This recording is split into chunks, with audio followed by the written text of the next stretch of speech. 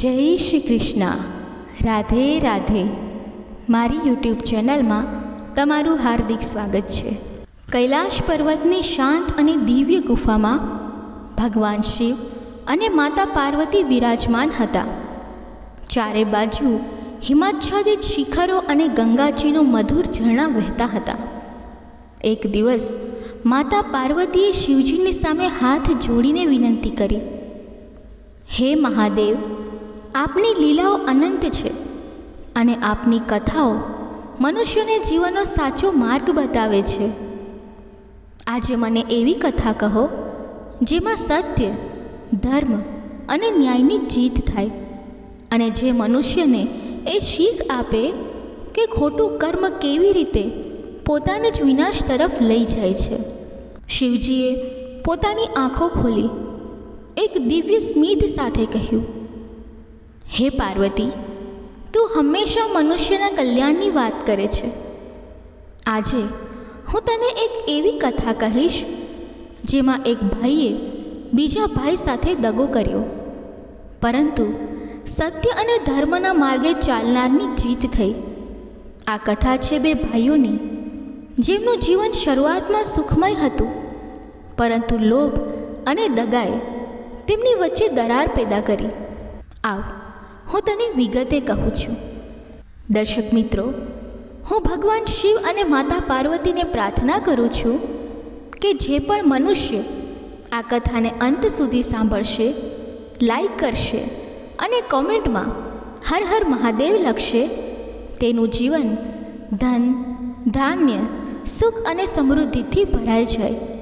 તેમના જીવનમાં કોઈ ચિંતા ના રહે.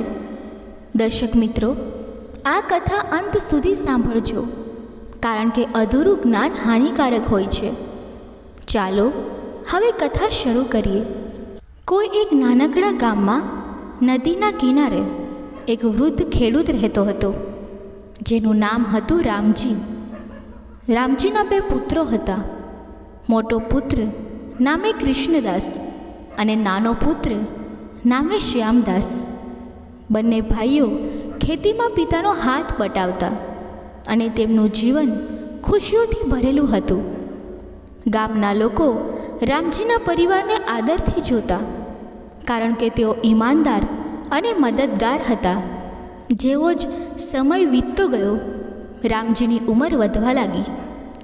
એક દિવસ અચાનક રામજી ગંભીર રીતે બીમાર પડ્યા. તેમનું શરીર નબળું પડી ગયું અને તેમને ખ્યાલ આવી ગયો કે હવે તેમનો સમય નજીક આવી રહ્યો છે. તેમણે પોતાના બંને પુત્રોને નજીક બોલાવ્યા. તેમના ચહેરા પર શાંતિ હતી, પરંતુ આંખોમાં ચિંતા પણ હતી. મારા વાલા દીકરાઓ, રામજીએ નબળા અવાજે કહ્યું, હવે મારો સમય નજીક આવી રહ્યો છે. હું ઈચ્છું છું કે મારા ગયા પછી તમે બંને ભાઈઓ એકબીજા સાથે પ્રેમથી રહો, એકબીજાને ક્યારેય ન છોડો. ખેતીમાં મહેનત કરજો અને જીવનને સુખ શાંતિથી જીવજો. મેં ખરાબ વખત માટે કેટલીક સોનાની મુદ્રાઓ એકઠી કરી હતી, જે મેં આપણા ઘરના પાછલા ભાગમાં આંબાના ઝાડ નીચે દાટી રાખી છે. એ મુદ્રાઓ તમારા કામ આવશે. પરંતુ મારા દીકરાઓ, મને વચન આપો કે તમે આ મુદ્રાઓનો ઉપયોગ ફક્ત જરૂર પડે ત્યારે જ કરશો. કૃષ્ણદાસ અને શ્યામદાસે એકબીજા તરફ જોયું અને બંનેએ હાથ જોડીને કહ્યું, પિતાજી, અમે વચન આપીએ છીએ, તમે જે કહો છો અમે એ જ કરીશું. આટલું બોલીને રામજીએ શાંતિથી પોતાના પ્રાણ ત્યાગી દીધા. ગામના લોકો રામજીના અંતિમ સંસ્કાર માટે એકઠા થયા અને બંને ભાઈઓએ શોકમાં ડૂબેલા હૃદયે પિતાને વિદાય આપી. થોડા સમય પછી ગામમાં જીવન ફરી શરૂ થયું. શ્યામદાસ ખેતીમાં મહેનત કરતો, ગામના લોકો સાથે મદદ કરતો અને પિતાના શબ્દોને યાદ રાખીને ઈમાનદારીથી જીવન જીવતો. પરંતુ કૃષ્ણદાસના મનમાં કંઈક બીજું જ ચાલી રહ્યું હતું. પિતાના મૃત્યુનો તેને કોઈ દુઃખ નહોતું, પરંતુ તેની આંખો સામે ફક્ત સોનાની મુદ્રાઓ નાચી રહી હતી. રાત્રે જ્યારે ગામ આખું શાંત હતું. કૃષ્ણદાસ પથારીમાં પડખા ફેરવતા હતા. તેના મનમાં લોભની જ્વાળાઓ ભભૂકી રહી હતી. આટલી મુદ્રાઓ! જો હું આ બધું મેળવી લઉં તો મારે જીવનમાં ક્યારેય મહેનત નહીં કરવી પડે, તેણે વિચાર્યું. પરંતુ શ્યામદાસ આ બધું શેર કરવા માંગશે. મારે કંઈક એવું કરવું પડશે કે આ બધું ફક્ત મારું થઈ જાય. આખી રાત વિચાર્યા પછી તેણે એક દુષ્ટ યોજના ઘડી. ભોર થતાં પહેલાં, જ્યારે ગામ હજુ ઊંઘમાં હતું, કૃષ્ણદાસે પોતાની કોદાળી ઉપાડી અને ઘરના પાછલા ભાગમાં આંબાના ઝાડ નીચે પહોંચી ગયો. તેણે ઝડપથી જમીન ખોદી અને સોનાની મુદ્રાઓથી ભરેલો ઘડો બહાર કાઢ્યો.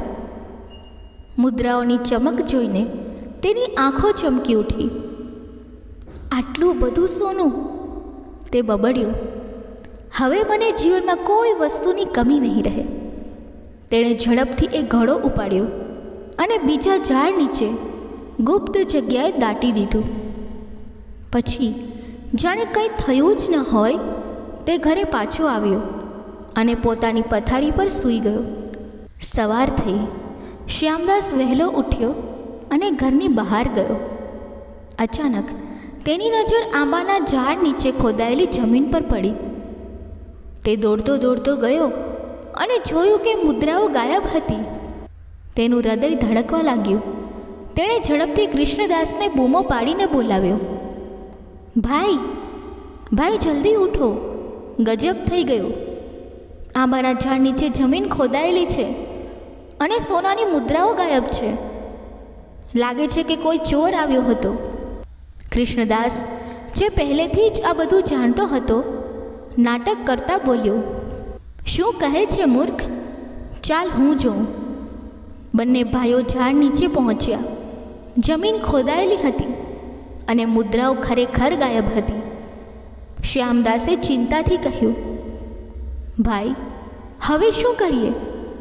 મને લાગે છે આપણે કોટવાળી જઈને ફરિયાદ કરવી જોઈએ. પરંતુ કૃષ્ણદાસે તેનો હાથ પકડીને કહ્યું, અરે ઊભો રહે! કોટવાળી જવાની કોઈ જરૂર નથી. શ્યામદાસે આશ્ચર્યથી પૂછ્યું, પણ શા માટે ભાઈ? કૃષ્ણદાસે ગુસ્સાથી તેની સામે જોયું અને બોલ્યો, કારણ કે હું જાણું છું કે ચોર કોણ છે, અને એ ચોર તું જ છે શ્યામદાસ. શ્યામદાસ આઘાતમાં આવી ગયો. ભાઈ, આ તું શું બોલે છે? હું ચોર? ના ભાઈ, મેં કશું નથી કર્યું, તેણે રડતા રડતા કહ્યું. કૃષ્ણદાસે ગુસ્સાથી કહ્યું, ચૂપ! આ મુદ્રાઓ વિશે તારા અને મારા સિવાય કોઈ જાણતું નહોતું, એટલે સાફ છે કે તું જ આ બધું હડફ કરવા માંગે છે. હવે બેમાંથી એક થશે. યા તો તું મને મુદ્રાઓ પાછી આપ, નહીં તો આ ઘરના દરવાજા તારા માટે હંમેશા માટે બંધ. શ્યામદાસનું હૃદય ભાંગી ગયું. તેણે ધ્રુજતા અવાજે કહ્યું, ઠીક છે ભાઈ, જો તને મારી વાત પર ભરોસો નથી તો હું આ ઘર જ છું, આ ગામ જ છોડીને ચાલ્યો જાઉં છું. શ્યામદાસે થોડી વસ્તુઓ લીધી અને દુઃખી હૃદયે ગામ છોડી દીધું. તે ચાલતો રહ્યો અને તેના મનમાં એક જ સવાલ ગૂંજતો હતો, મારા ભાઈએ મારી સાથે આવું શા માટે કર્યું? શું તેને ખરેખર લાગે છે કે હું ચોર છું? બીજી બાજુ કૃષ્ણદાસ ઘરે બેઠો હતો અને તેના ચહેરા પર એક દુષ્ટ સ્મિત હતું. બસ આટલી સરળતાથી શ્યામદાસ ગયો. હવે આ બધી મુદ્રાઓ મારી જ છે. શ્યામદાસ દુઃખી મનથી ચાલતો રહ્યો. રસ્તામાં તેના મનમાં અનેક વિચારો ઉઠી રહ્યા હતા. શું મારા ભાઈએ જ આ બધું યોજનાબદ્ધ રીતે કર્યું? શું તેણે મુદ્રાઓ ચોરીને મને દોષી બનાવ્યો? તે ચાલતો રહ્યો અને સૂરજ આથમી ગયો અને ચારે બાજુ અંધારું છવાઈ ગયું. શ્યામદાસ એક ઊંચી ટેકરી પર પહોંચ્યો, જ્યાંથી નીચે એક નાનકડું જંગલ દેખાતું હતું. જ્યારે તે ટેકરી પર બેસીને વિચારી રહ્યો હતો ત્યારે તેના કાને કેટલાક અવાજો આવ્યા. આ 2000 તારા અને આ 2000 મારા. કોઈ બોલી રહ્યું હતું. શ્યામદાસે નીચે ઝૂકીને જોયું તો 2 માણસો જમીન પર બેઠા હતા અને તેઓ સોનાની મુદ્રાઓનું વહેંચણી કરી રહ્યા હતા. શ્યામદાસને તરત સમજાઈ ગયું કે આ બંને ચોર છે અને તેઓ ચોરીનો માલ વહેંચી રહ્યા છે.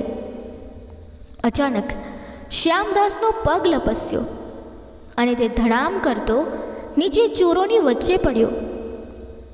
અંધારું હોવાથી ચોરોને કંઈ દેખાયું નહીં અને તેઓ ડરી ગયા.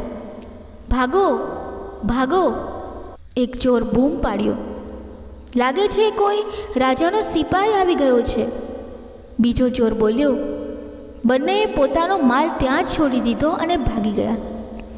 શ્યામદાસે જોયું કે ત્યાં સોનાની મુદ્રાઓનો ઢગલો પડ્યો હતો. તેનું હૃદય ખુશીથી નાચી ઉઠ્યું. પરંતુ તરત જ તેના મનમાં બીજો વિચાર આવ્યો. આ મુદ્રાઓ ચોરીની છે. આને લઈ જવું યોગ્ય નથી. હું આને અહીં જ દાટી દઉં અને જો ક્યારેય જરૂર પડશે તો પાછું લઈ લઈશ. શ્યામદાસે એક ઝાડ નીચે મુદ્રાઓ દાટી દીધી અને રાત ત્યાં જ વિતાવી. સવાર થતાં તે ફરી પોતાની યાત્રા પર નીકળી પડ્યો. બપોર થઈ અને શ્યામદાસ એક ગીચ જંગલમાંથી પસાર થઈ રહ્યો હતો. અચાનક ડાકુઓનું એક ટોળું તેની સામે આવી ગયું. ડાકુઓનો સરદાર, જેનું નામ હતું ભૈરવ, ગુસ્સાથી બોલ્યો. ખબરદાર, જે કંઈ તારી પાસે છે તે બધું અમને આપી દે, નહીં તો તારી જાન લઈ લેશું. શ્યામદાસે શાંતિથી કહ્યું. ભાઈઓ, હું પોતે જ મુસીબતમાં છું. મારી પાસે ધન ક્યાંથી હોય? ભૈરવે તેની તપાસ કરવાનો આદેશ આપ્યો. પરંતુ જ્યારે ડાકુઓને કંઈ મળ્યું નથી તો તે ગુસ્સે થઈ ગયો. કોઈ વાંધો નહીં, જો આની પાસે ધન નથી તો પણ આ આપણા કામમાં આવશે. આને આપણા ઠેકાણે લઈ જાઓ. દેવી માને આનું બલિદાન આપીશું. શ્યામદાસના હોશ ઉડી ગયા. ડાકુઓએ તેને બાંધીને પોતાના ઠેકાણે લઈ ગયા. રસ્તામાં શ્યામદાસના મનમાં એક યોજના સૂજી. ઠેકાણે પહોંચ્યા પછી તેણે ભૈરવને કહ્યું. હે સરદાર, જો તું મને તારા ટોળામાં સામેલ કરવાનું વચન આપે તો હું તને 4000 સોનાની મુદ્રાઓનું રહસ્ય જણાવીશ. ભૈરવની આંખો ચમકી ઉઠી. શું? 4000 મુદ્રાઓ? જો તું સાચું બોલે છે તો આ શરત મને મંજૂર છે. જલ્દી કે, એ મુદ્રાઓ ક્યાં છે? શ્યામદાસે શાંતિથી કહ્યું. ભાઈ, હવે રાત થવા આવી છે. આ વખતે ત્યાં જવું યોગ્ય નથી. કાલે સવારે હું તમને ત્યાં લઈ જઈશ. ભૈરવે શંકાથી તેની સામે જોયું અને બોલ્યો. ઠીક છે, પરંતુ ખબરદાર, જો તે કોઈ ચાલાકી કરવાની કોશિશ કરી તો તારું શરીર ટુકડે ટુકડે થઈ જશે. શ્યામદાસે હસીને કહ્યું. નિશ્ચિંત રહો સરદાર, હું તમારી સાથે કોઈ દગો નહીં કરું. બીજા દિવસે સવારે શ્યામદાસ ડાકુઓને તે જગ્યાએ લઈ ગયો જ્યાં તેણે મુદ્રાઓ દાટી હતી. ભૈરવના આદેશ પર ડાકુઓએ જમીન ખોદી અને થોડી જ વારમાં સોનાની મુદ્રાઓ બહાર આવી. ડાકુઓ ખુશીથી નાચી ઉઠ્યા. તેઓએ મુદ્રાઓ પોતાની થેલીઓમાં ભરી અને ઠેકાણા તરફ પાછા ફરવા લાગ્યા. પરંતુ શ્યામદાસના મનમાં બીજી યોજના ચાલી રહી હતી. તે વિચારી રહ્યો હતો, આ મુદ્રાએ મને ડાકુઓના વિશ્વાસ જીતવામાં મદદ કરી, પરંતુ હવે હું આ ડાકુઓના વિનાશનું કારણ બનીશ. શ્યામદાસ ડાકુઓના ટોળામાં રહેવા લાગ્યો. તેની ચતુરાઈ અને ઈમાનદારીથી ભૈરવનો વિશ્વાસ જીતી લીધો. થોડા સમય પછી તેણે ભૈરવને કહ્યું. સરદાર, હું એક અઠવાડિયા માટે મારા ઘરે જવા માગું છું. મારી વૃદ્ધ માતા છે અને હું તેમને મળવા માગું છું. ભૈરવ, જે શ્યામદાસને પોતાનો વિશ્વાસપાત્ર માણસ માનતો હતો, તેણે તેને પરવાનગી આપી. પરંતુ શ્યામદાસ ઘરે ના ગયો. તે સીધો રાજમહેલ તરફ નીકળી પડ્યો. રાજ્યના રાજા, જેનું નામ હતું વીરસિંહ, ભૈરવ અને તેના ડાકુઓના આતંકથી પરેશાન હતા. રાજમહેલમાં તેઓ પોતાના મહામંત્રી સાથે વાત કરી રહ્યા હતા. મંત્રીજી, આ ડાકુઓ ક્યારે પકડાશે? આખું રાજ્ય તેમના આતંકથી ત્રસ્ત છે. મહામંત્રીએ કહ્યું, મહારાજ, હું પૂરી કોશિશ કરી રહ્યો છું. ટૂંક સમયમાં આ ડાકુઓ પકડાઈ જશે. એ જ વખતે એક પહેરેદાર આવ્યો અને બોલ્યો, મહારાજની જય હો. એક યુવક ભૈરવ ડાકુ વિશે તમારી સાથે વાત કરવા માંગે છે. રાજાએ આદેશ આપ્યો, તેને તાત્કાલિક અહીં લાવો. થોડી વારમાં શ્યામદાસ રાજાની સામે હાજર થયો. તેણે હાથ જોડીને કહ્યું, મહારાજ, મારું નામ શ્યામદાસ છે. મને ભૈરવ ડાકુ વિશે મહત્ત્વની જાણકારી આપવી છે. રાજાએ ઉત્સુકતાથી પૂછ્યું, બોલ યુવક, તું શું જાણે છે? શ્યામદાસે કહ્યું, મહારાજ, હું એકાંતમાં વાત કરવા માગું છું. મહામંત્રીએ ગુસ્સાથી કહ્યું, આ શું બોલે છે? અહીં રાજાના વિશ્વાસપાત્ર લોકો છે. જે કહેવું હોય સૌની સામે કહે. પરંતુ રાજાએ હાથ ઉઠાવીને કહ્યું, થોભો મંત્રીજી, જો આ યુવક એકાંતમાં વાત કરવા માંગે છે તો હું તેની સાથે એકલો જ વાત કરીશ. તમે બધા જાઓ. એકાંતમાં શ્યામદાસે રાજાને પોતાની આખી વાત કહી સંભળાવી. પોતાના ભાઈના દગાથી લઈને ડાકુઓના ટોળામાં જોડાવા સુધી. તેણે કહ્યું, મહારાજ, હું ભૈરવનો વિશ્વાસપાત્ર માણસ બની ગયો છું. હવે હું તેને અને તેના સાથીઓને પકડવા માંગુ છું. મને ફક્ત તમારી મદદની જરૂર છે. રાજા શ્યામદાસની ચતુરાઈ અને હિંમતથી પ્રભાવિત થયા. બહુ સરસ યુવક, તારી હિંમતને હું સલામ કરું છું. આ ડાકુઓને પકડવા માટે જે પણ મદદ જોઈએ હું આપીશ. બોલ, શું કરવું પડશે? શ્યામદાસે કહ્યું, મહારાજ, પરમ દિવસે રાત્રે તમે તમારા 500 સિપાહીઓને મારી સાથે મોકલો. હું તેમને ડાકુઓના ઠેકાણે લઈ જઈશ, જ્યાં તેઓ ડાકુઓ પર હુમલો કરીને તેમને પકડી લેશે. રાજાએ સંમતિ આપી. ઠીક છે શ્યામદાસ, આપણે પરમ દિવસે આ યોજના અમલમાં મૂકીશું. ત્યાં સુધી તું આ રાજમહેલમાં અમારા શાહી મહેમાન તરીકે રહે. પરમ દિવસે રાત્રે શ્યામદાસ 500 સિપાહીઓને લઈને ડાકુઓના ઠેકાણે પહોંચ્યો. સિપાહીઓએ ઝડપથી હુમલો કર્યો અને થોડી જ વારમાં ડાકુઓ હારી ગયા.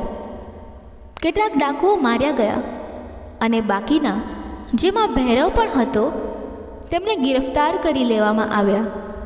જ્યારે ડાકુઓને રાજમહેલમાં લાવવામાં આવ્યા ત્યારે ભૈરવે શ્યામદાસને જોયો અને વિચાર્યું, અરે, આ શ્યામદાસે તો મને ધોકો આપ્યો. આખું ટોળું બરબાદ થઈ ગયું. બીજા દિવસે રાજ દરબારમાં ડાકુઓની સુનાવણી થઈ. રાજાએ આદેશ આપ્યો, આ ડાકુઓએ રાજ્યમાં આતંક મચાવ્યો છે. હું આ બધાને મૃત્યુદંડની સજા આપું છું. સિપાહીઓ, આગામી અમાવસ્યાના દિવસે આ બધાને ફાંસી આપવામાં આવે. પછી રાજાએ શ્યામદાસ તરફ જોયું અને કહ્યું, શ્યામદાસ, તારી બહાદુરી અને ચતુરાઈથી હું ખૂબ જ પ્રસન્ન છું. આજથી હું તને આ રાજ્યનો સેનાપતિ નિયુક્ત કરું છું. શ્યામદાસે હાથ જોડીને કહ્યું, મહારાજ, તમે મને રાજ્યની સેવા કરવા લાયક સમજ્યા, તેનો હું આભાર માનું છું. બીજી બાજુ કૃષ્ણદાસે પિતાની મહેનતની કમાણીને ખોટા કામોમાં ઉડાવી દીધી. તેને જુગાર અને દારૂની લત લાગી ગઈ. થોડા જ સમયમાં તેની પાસે ખાવાનું અનાજ પણ ન રહ્યું. ગામમાં તેની બદનામી એટલી વધી ગઈ કે કોઈ તેને કામ આપવા તૈયાર નહોતું.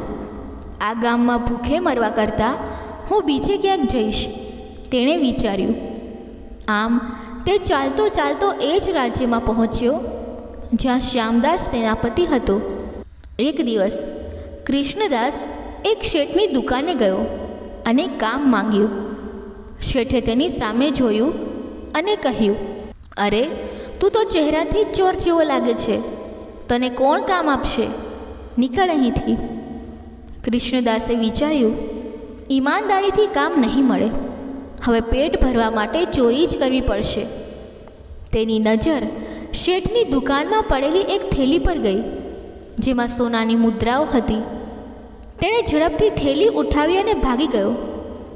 શેઠે ચોર ચોરની બૂમો પાડી, પરંતુ કૃષ્ણદાસ ભાગી નીકળ્યો. આ બધું થઈ રહ્યું હતું ત્યારે શ્યામદાસ રાજ્યના સેનાપતિ તરીકે પોતાનું કામ ઈમાનદારીથી કરી રહ્યો હતો. એક દિવસ રાજા વીરસિંહે તેને બોલાવ્યો અને કહ્યું, શ્યામદાસ, તું બહાદુર અને બુદ્ધિમાન છે.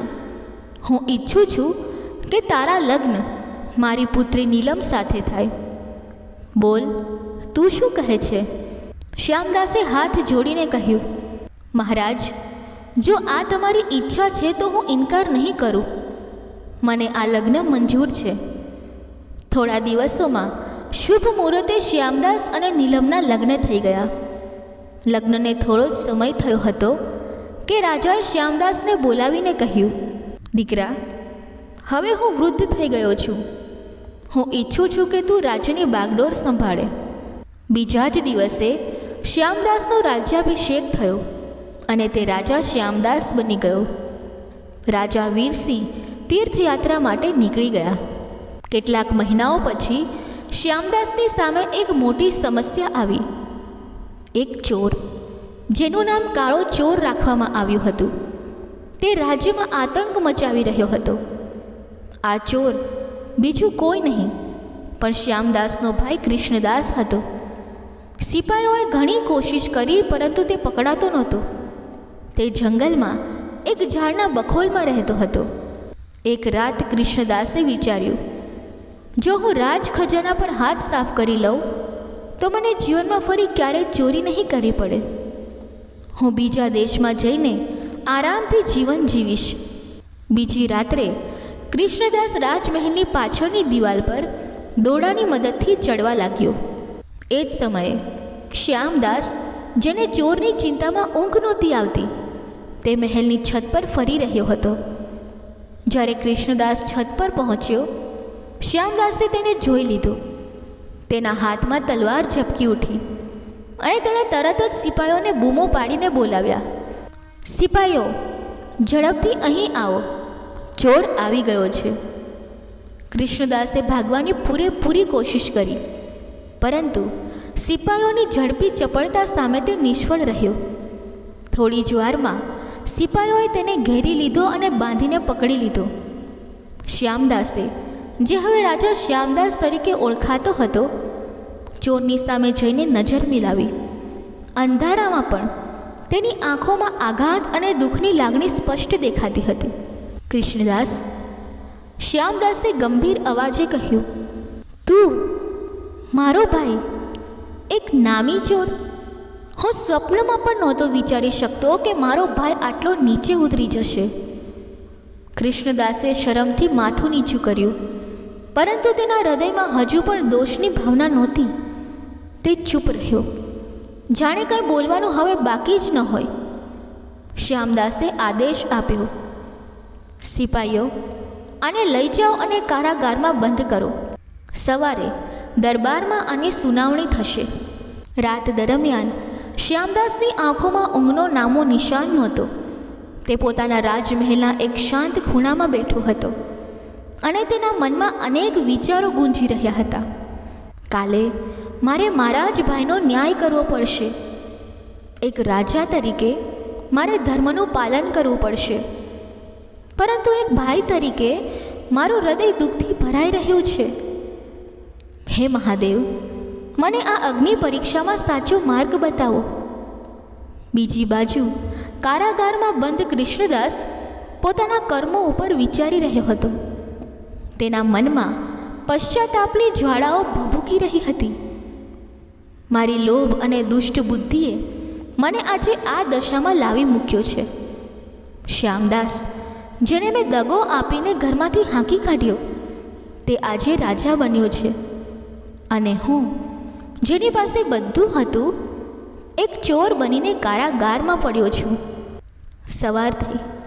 રાજ દરબારમાં ગામના આગેવાનો, મંત્રીઓ અને પ્રજાજનો એકઠા થયા. કૃષ્ણદાસને બાંધેલી હાલતમાં દરબારમાં લાવવામાં આવ્યો. રાજા શ્યામદાસે ગંભીર અવાજે કહ્યું, કૃષ્ણદાસ, તારા પર લાગેલા ચોરીના આરોપો પુરાવાઓ દ્વારા સાબિત થયા છે. શું તારે હવે પોતાની સફાઈમાં કંઈ કહેવું છે? કૃષ્ણદાસે ધ્રુજતા અવાજે કહ્યું, મહારાજ, હું ફક્ત એટલું જ કહેવા માગું છું કે મારા જેવા દુષ્ટને એટલી કઠોર સજા આપો કે ભવિષ્યમાં કોઈ ચોરી કરવાની હિંમત ના કરે. શ્યામદાસે એક ઊંડો શ્વાસ લીધો. તેનું હૃદય ભારે હતું, પરંતુ રાજા તરીકે તેને ન્યાયનું પાલન કરવાનું હતું. તેણે આદેશ આપ્યો, ઠીક છે કૃષ્ણદાસ, તારા ગુનાઓની સજા તને મળશે.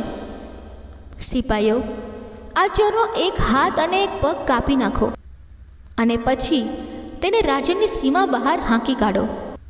દરબારમાં હાજર બધા લોકો શ્યામદાસના ન્યાયથી પ્રભાવિત થયા.